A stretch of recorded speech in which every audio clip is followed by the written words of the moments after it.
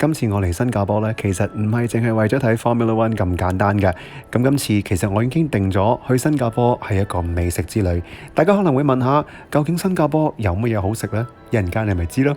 咁但係喺我開始新加坡美食之旅之前呢，首先梗係要帶大家去最近去親新加坡都話要去嘅一個景點，究竟係邊度？嗱，呢條片已經第3次話俾大家知，我帶緊你哋去邊度啦。咪就係呢一個超大嘅瀑布咯，仲估唔到？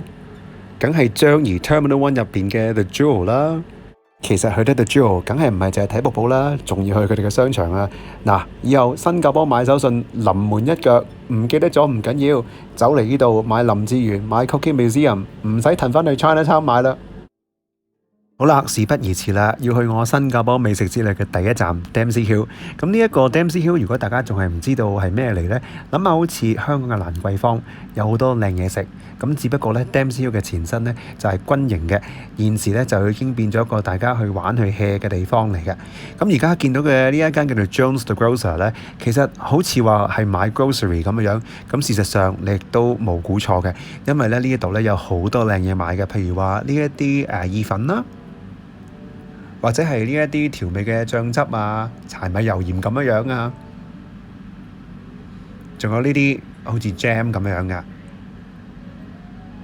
仲有走埋添。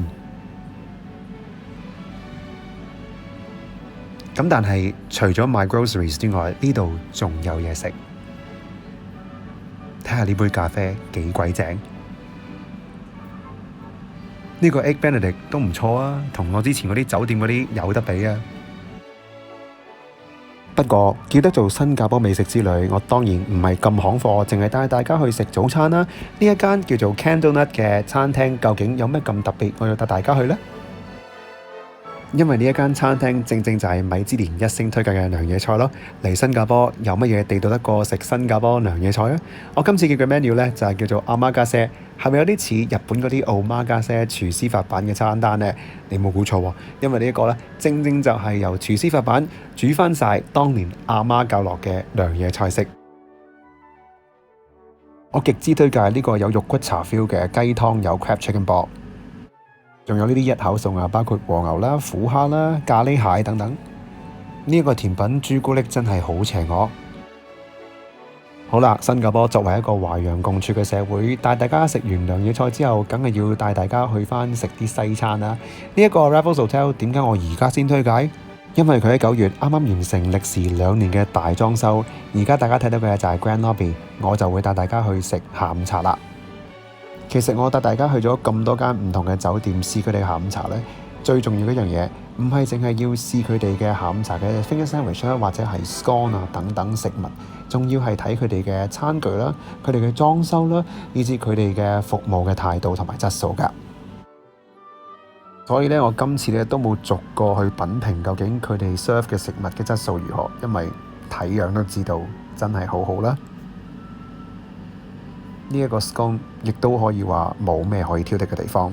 呢個 hazelnut 味嘅甜品都好難唔好食係嘛？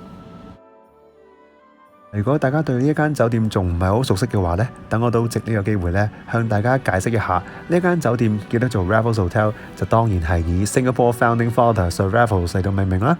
咁呢一間酒店另一樣出名嘅地方呢，就係佢哋嘅 Long Bar 呢，發明咗世界馳名嘅 Singapore Sling 雞尾酒啊！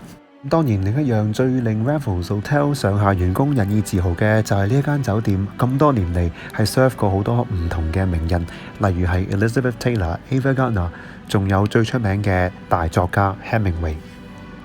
另一個傳奇就係新加坡最後一隻老虎因為走甩繩入咗嚟呢一間酒店，結果被殺，卒之新加坡亦都冇晒老虎啦。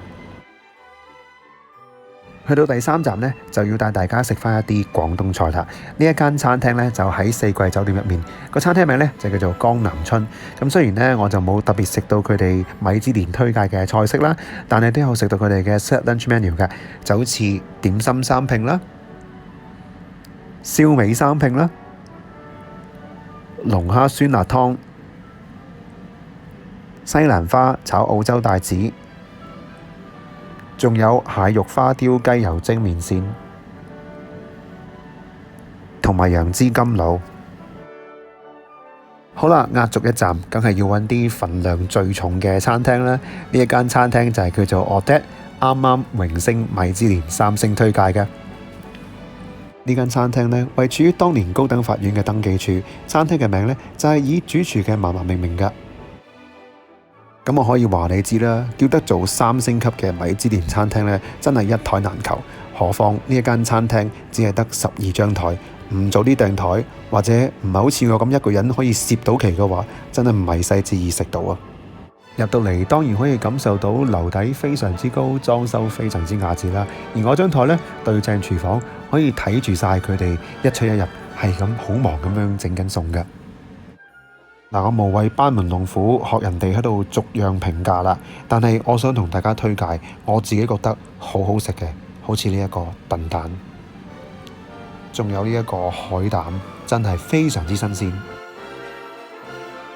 呢碟呢，聽講係挪威新鮮運返嚟嘅 scallop 呢，非常之鮮味㗎。仲有呢一碟以3種唔同方式煮嘅 beetroot 呢，亦都係非常之獨特㗎。當然呢間餐廳最出名嘅就係由 Rosemary 煙燻出嚟嘅 organic 蛋啦。呢個鵝肝鮑魚蘑菇湯非常之濃味，非常好飲。相對嚟講呢，呢個 BBQ Kinky 對我嚟講就唔係咁大驚喜，但係呢一個 Camper Pepper Crusted Pigeon 同埋柚子撻呢，就真係非常之好食。不過最大驚喜係啲甜品真係食極都仲有，就好似呢碟又有朱古力又有蜜瓜，非常之好食。食到飽晒就梗係要飲返杯花茶嚟到去消下滯咯。臨走佢哋仲送咗我一盒 homemade jam， 真係唔捨得食啊！好啦，講到呢度呢，今次我嘅新加坡美食之旅呢，卒之都要告一段落啦。咁如果你中意我嘅片嘅話呢，記得啦 like 啦 subscribe 啦同埋 share 我嘅片。最後呢，俾大家欣賞一下 Capella 咁靚嘅大景色啊！下次再見，拜拜。